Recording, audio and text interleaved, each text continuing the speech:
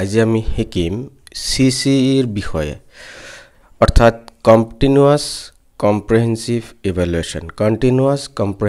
evaluation শিকিম লগতে শিকিম এসেসমেন্ট অৰ্থাৎ ইভালুৱেচন কেই প্ৰকাৰৰ আৰু কি ইয়াৰ পৰা আপোনালোকৰ ইংলিছ পেডাগজি আৰু এছামিজ পেডাগজিৰ কোৱেশ্চন আহিব গতিকে 2 মাৰ্কস সিওৰ গতিকে আপোনালোকে এই ভিডিওটো স্কিপ নকৰাকৈ গোটেইখিনি চাওক ভিডিওটো চোৱা মানে আপোনালোকৰ ইংলিছ পেডাগজিৰ যেটো এসেসমেন্টৰ পাৰ্ট হেতু আৰু অসমীয়াৰ যেটো এসেসমেন্টৰ পাৰ্ট হেতু কমপ্লিট হ'ব অৰ্থাৎ দুটা পেপাৰতে আপোনালোকৰ হেল্পফুল হ'ব 2 নম্বৰৰ পৰা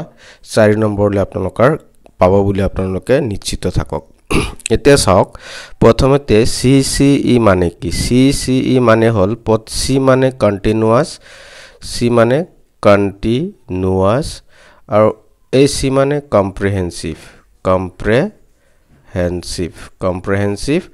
E মানে ইভালুৱেচন অৰ্থাৎ ইভালুৱেচন মানে হল ইভালুৱেচন আৰু এসেসমেন্টক আমি প্ৰায় একে বুলি ক'ব পাৰো অৰ্থাৎ ইয়াক আমি কন্টিনিউয়াস কম্প্ৰিহেনসিভ ইভালুৱেচন বুলি কওঁ ইয়াত চাও কন্টিনিউয়াস শব্দটো কি কন্টিনিউয়াস মানে হল কন্টিনিউ অবিৰতভাৱে যেটো মূল্যায়ন চলি থাকে ক্লাছৰুমত গুটেই বছৰ যেটো কি কয় মূল্যায়ন চলি থাকে হেতু কয় কন্টিনিউয়াস আকৌ কম্প্ৰিহেনসিভ টু হল হলিস্টিক ডেভেলপমেন্টৰ কাৰণে যেটো মূল্যায়ন কৰা হয় হলিস্টিক বা ওভাৰঅল ডেভেলপমেন্ট ইয়াত শাৰীৰিক মানসিক আৱেগিক আধ্যাত্মিক সামাজিক সকলো কথা জড়িত থাকিব অৰ্থাৎ এটো ক্লাছৰুমৰ ভিতৰতো থাকিব ক্লাছৰুমৰ বাহিৰতো থাকিব খেল ধেমালি হক অন্যান্য দিশতো কি কৰা হয় মূল্যায়ন কৰা হয় হে গতিকে কন্টিনিউয়াস কম্প্ৰিহেনসিভ গুটেই মূল্যায়নটোক কি কৰা হয় স্কুলত কৰা হয় ইয়াকে কয় CCE এতিয়া চাওক মূল্যায়নক আকৌ আমি তিনিটা ভাগত ভাগ কৰিব পাৰো ইয়াত চাওক এসেসমেন্ট কি ইভালুৱেচন এসেসমেন্ট আমি ইভালুৱেচনৰ লগত ৰিলেট কৰিব পাৰো অৰ্থাৎ ইভালুৱেচন আৰু এসেসমেন্ট প্ৰায় একেই অলপ ডিফাৰেন্স আছে যিয়ে নহওক যে বস্তুটো আমি একেই বুলি ধৰি ল'ব লাগিব এসেসমেন্ট আৰু ইভালুৱেচন এতিয়া ইভালুৱেচন অৰ্থাৎ এসেসমেন্টক আমি কেইটা ভাগত ভাগ কৰিব পাৰো তিনিটা এটা হল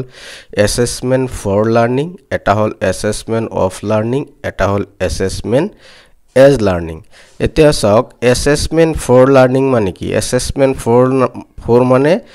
মানে ফৰ্মেটিভ অৰ্থাৎ গঠনমূলক তাৰপিছত এসেসমেন্ট ফৰ লাৰ্নিং মানে গঠনমূলক মূল্যায়ন অৰ্থাৎ ফৰ্মেটিভ এসেসমেন্ট অফ লাৰ্নিং মানে হল সামেটিভ এটো হল আমাৰ ফৰ্মেটিভ এটো হল সামেটিভ অৰ্থাৎ এটো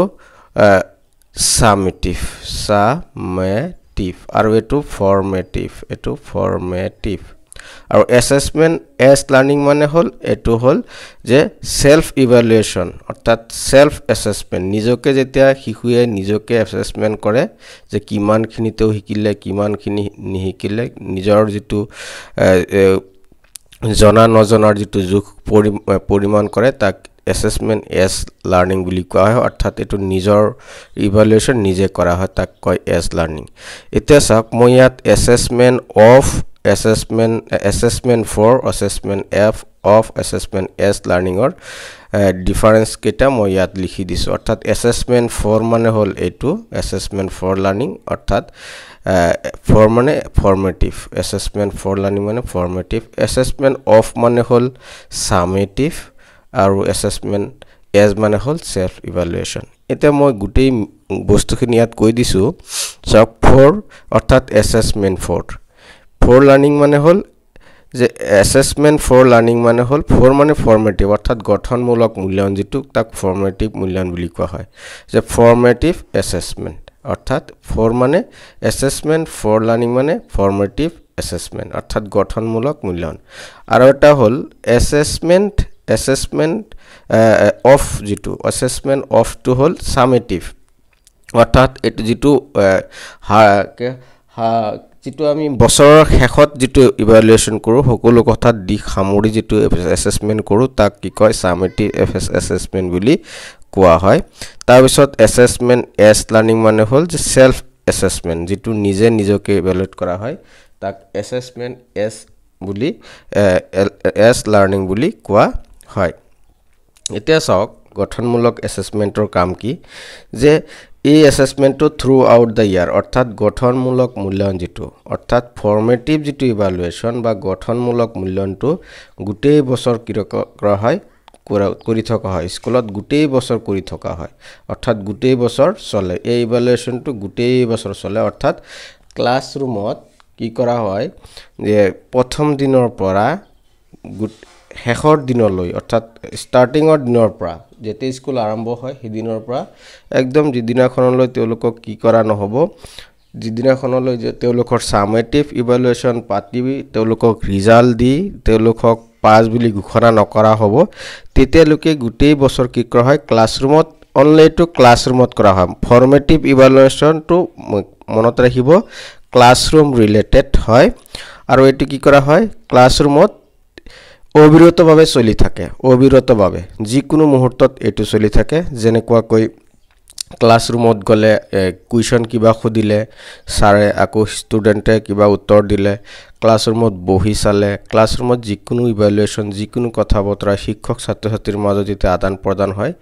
এই গোটেই বছৰে চলি থাকে সেইবিলাকক কি আম ফৰ্মেটিভ ইভালুৱেশ্যনৰ ভিতৰত পেলাব পাৰো তাৰ পিছত সামেটিভত কি হয় two times হয় বছৰত তা মানে দুটা ইভালুৱেশ্যন হয় সামেটিভ ইভালুৱেশ্যনটো অৰ্থাৎ যেটো সামেটিভ ইভালুৱেশ্যন আছে সেইটো বছৰত মাত্ৰ দুবাৰ হয় আৰু ফৰ্মেটিভ ইভালুৱেশ্যনটো গোটেই বছৰ চলে মনত ৰাখিব এটো হয় দুবাৰ হয় সামেটিভটো বছৰত দুবাৰ হয় পৰীক্ষা বা ইভালুৱেশ্যন বা এসেসমেন্ট আৰু ফৰ্মেটিভটো গোটেই বছৰ চলে তাৰ পিছত চাওক টিচাৰ ষ্টুডেন্ট বথ ৰোল তাৰ মানে শিক্ষক ছাত্ৰ ছাত্ৰীৰ ভূমিকা তাৰ মানে ফৰ্মেটিভ বা গঠনমূলক যেটো মূল্যায়ন বা পৰিমাপন তাত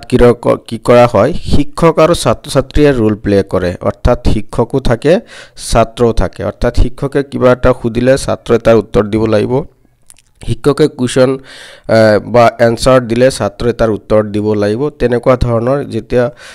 ক্লাছৰুমত যেতিয়া যিকোনো মুহূৰ্তত যিকোনো সময়ত তাৰ মানে শিক্ষক ছাত্ৰ ছাত্ৰীৰ মাজত এই ইভালুৱেশ্যনটো চলে দুজনৰ ভূমিকা থাকে শিক্ষকৰো থাকে ছাত্ৰ ছাত্ৰীৰো থাকে আৰু এইটোত কি হয় সামেটিভত অনলি টিচাৰ ৰোল ইয়াত মাত্ৰ কি হয় শিক্ষকে ভূমিকা পালন কৰে ইয়াত খালি কুৱেশ্যন দি দিব ছাত্ৰ ছাত্ৰীক কি কৰা হ'ব ছাত্ৰ ছাত্ৰী অকলে কি কৰিব লিখিব লাগিব অৰ্থাৎ ইয়াত শিক্ষকৰ ভূমিকা থাকে ছাত্ৰৰ কোনো ভূমিকা নাই তাৰ পিছত চাওক যে ইয়াত কি কৰা হয় ফৰ্মেটিভ বা গঠনমূলক মূল্যায়নত কি কৰা হয় ইয়াত যিবিলাক বস্তু যেনেকুৱা কৈ প্ৰজেক্ট কুইজ এসাইনমেন্ট তাৰ পিছত ওপেন এন্ডেড কুৱেশ্যন মানে কি যে যিবিলাক কুৱেশ্যনৰ কি বহুতো এক্সাম্পল এই উত্তৰ থাকে যেনেকুৱা কৈ যদি কও মই যদি কও যে 2 আৰু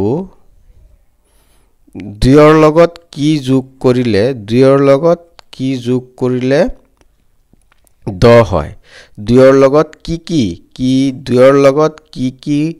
অংক যোগ কৰিলে 10 হয় ইয়াত 2ৰ লগত অত্যাধিক आंसर আছে 2ৰ লগত কি যোগ কৰিলে হ'ব 2ৰ লগত 2 যোগ 2ৰ লগত আৰু 4টা 2 যোগ কৰি 10 বনাব পাৰো 2ৰ লগত আৰু 3 আৰু 5 যোগ কৰি 10 বনাব পাৰো অৰ্থাৎ যিবিলাক কুৱেশ্যনৰ কি কৰা হয় অত্যাধিক आंसर থাকে সেইবিলাক কুৱেশ্যনক ওপেন এন্ডেড কুৱেশ্যন বুলা আৰু ওপেন এন্ডেড কুৱেশ্যন বিলাক কি কৰা হয় শিক্ষকে ছাত্ৰ ছাত্ৰীসকলক ক্লাছৰুমত খুদে তেওঁলোকৰ মনোযোগ আকৰ্ষণ কৰিবলৈ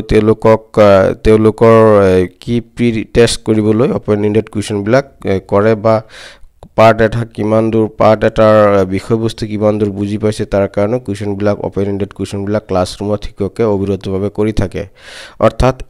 project quiz assignment open ended question এবিলাক কি কৰা হয় ফৰ্মেটিভ ইভালুৱেশ্যনত পৰে প্ৰজেক্ট এটা দিলে হেতু ফৰ্মেটিভ বা গঠনমূলক মূল্যায়নত পৰে quiz assignment open ended question feedback মানে যে ছাত্ৰ ছাত্ৰীৰ পৰা ফিডবেক লোৱা হয় কিমান দূৰ শিকিছে ছাত্ৰ ছাত্ৰীয়ে বা শিক্ষকে কিমান দূৰ শিকোৱালে বা কিমানখিনি বুজি পাইছে হেতু ফিডবেক লয় শিক্ষকে ফিডবেক লয় আৰু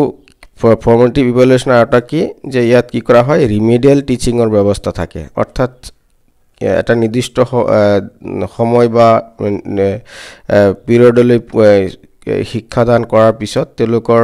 ফিডবেক লোৱাৰ পিছত যদি দেখা যায় কিছু সংখ্যক 30% বা 20% শিশুৱে গোটেই পাৰ্টটো বুজি পোৱা নাই বা তেওঁলোকৰ লাৰ্নিং গেপছ হৈছে হেতু ডায়াগনোজ কৰে ডায়াগনোজ কৰাৰ পিছত এই ৰিমেডিয়েল দিয়া অৰ্থাৎ ৰিমেডিয়েল মানে হ'ল যে এটা নিৰ্দিষ্ট সময়ত এই সকল ছাত্ৰক অৰ্থাৎ যিসকলে পাৰ্টটোৰ মাজত যিসকলৰ গেপছ ৰৈ গ'ল অৰ্থাৎ লাৰ্নিং গেপছ থাকি গৈছে বাকিটাতকৈ অলপ পিছ পৰি গৈছে সেইসকলক স্পেচিয়েলি বেলেগকৈ ক্লাছ দিয়া হয় সেইবিলাকক ৰিমেডিয়েল টিচিং বোলে অৰ্থাৎ ৰিমেডিয়েল পৰীক্ষা যদি আহে ৰিমেডিয়েল টিচিং কাৰ লগত ৰিলেটেড ফৰ্মেটিভ নে সামেটিভ এটো হ'ব ফৰ্মেটিভ যদি কয় যে ফিডবেকটো ফৰ্মেটিভ ইভালুৱেশ্যনত পৰে না সামেটিভ ইভালুৱেশ্যন পৰে এটো কি কৰিব ফৰ্মেটিভ ইভালুৱেশ্যন পৰিব project quiz assignment open ended question code পৰিব ফৰ্মেটিভ ইভালুৱেশ্যনত পৰিব আকৌ সামেটিভ ইভালুৱেশ্যনত যিবিলাক ট্ৰাম টেষ্ট হয় যেনেকৈ 3 মাহ মুৰে মুৰে 6 মাহ মুৰে মুৰে যিবিলাক ট্ৰাম টেষ্ট হয় সেই ট্ৰাম টেষ্ট বিলাক সামেটিভ ইভালুৱেশ্যন পৰে সেমিস্টাৰ যিবিলাক এক্সামিনেশ্যন হয় সেইবিলাক ফৰ্মেটিভ ইভালুৱেশ্যন তাৰ পিছত ইয়াৰ কি বৈশিষ্ট্য কি যে সামেটিভ ইভালুৱেশ্যনত ছাত্ৰ-ছাত্ৰীক মাৰ্কস দিয়া হয় কিন্তু ফৰ্মেটিভত কোনো মাৰ্কস দিয়া নহয় ফৰ্মেটিভ ইভালুৱেশ্যনত ছাত্ৰ-ছাত্ৰীক ৰেংকিং বা গ্ৰেড দিয়া হয় A B C D rank করা হয় বা ফার্স্ট সেকেন্ড থার্ড বুলি ঘোষণা করা হয় সামেটিভ ইভালুৱেশ্যনত কিন্তু ফাৰ্স্ট সেকেন্ড থাৰ্ড এনেকৈ ৰ্যাঙ্কিং কৰা হয় লগতে গ্ৰেড দিয়া হয় আৰু মাৰ্কছৰ কথা আহে কিন্তু ফৰ্মেটিভ ইভালুৱেশ্যনত কি কৰা নহয় এইবিলাক মাৰ্কছ ৰ্যাঙ্কিং গ্ৰেড আদি প্ৰদান কৰা নহয় এইবিলাকৰ মূল বৈশিষ্ট্য কেইটা জানিব লাগিব যে ফৰ্মেটিভ ইভালুৱেশ্যনত project quiz assignment open ended question feedback remedial teaching এইকেইটা থাকে সামেটিভ ইভালুৱেশ্যনৰ term test semester test marks ranking grade এইকেইটাই মূল কথা ইভালুৱেশ্যন দুটাৰ এইকেইটাই মূল কথা তাৰ পিছত যেটো সেলফ ইভালুৱেশ্যন হেতু খালি নিজৰ ইভালুৱেশ্যন নিজে কৰে নিজৰ কিমানখিনি শিকিছে বা তেওঁৰ নিজে কিমানখিনি আয়ত্ত কৰিব পাৰিছে সেইখিনি নিজে ইভালুৱেশ্যন কৰাকে সেলফ ইভালুৱেশ্যন বা এছেছমেন্ট এছ লাৰ্নিং বুলি কোৱা হয় এতিয়া হক ইয়াত সক প্ৰথম কোৱেশ্চনটো হ'ল তলৰ কোনটো ফৰ্মেটিভ বা গঠনমূলক পৰিমাপনৰ সজুলি নহয় তলৰ কোনটো নহয় সক project এটো হয় project হয় open ended question এটো হয় শিকিলো quiz এটো শিকিলো আছে ranking অৰ্থাৎ first position second third ranking কো কৰা নহয় এটো আমাৰ শুদ্ধ আনসাৰ হ'ব গতিকে এটো আমাৰ নহয় বা এটো আমাৰ কি হ'ব শুদ্ধ আনসাৰ হ'ব নহয় বুলি কৈছে এটো নহয় তাৰপিছত তলৰ কোনটো সামেটিভ অ্যাসেসমেন্টৰ হজলি তলৰ কোনটো সামেটিভ অ্যাসেসমেন্টৰ হজলি যে প্ৰজেক্টটো কি আমাৰ ফৰ্মেটিভৰ ওপেন এন্ডেড এটো ফৰ্মেটিভৰ কুইজটো ফৰ্মেটিভৰ টাৰ্ম টেষ্ট বা যিবিলাক সেমিস্টাৰ টেষ্ট ৰ্যাঙ্কিং ইয়াৰলি টেষ্ট যিবিলাক আছে ইয়াৰলি টেষ্ট সেইবিলাক কি হয় আমাৰ সামেটিভ ইভালুৱেশ্যনৰ হজলি গতিকে এটো আমাৰ শুদ্ধ আনসাৰ গতিকে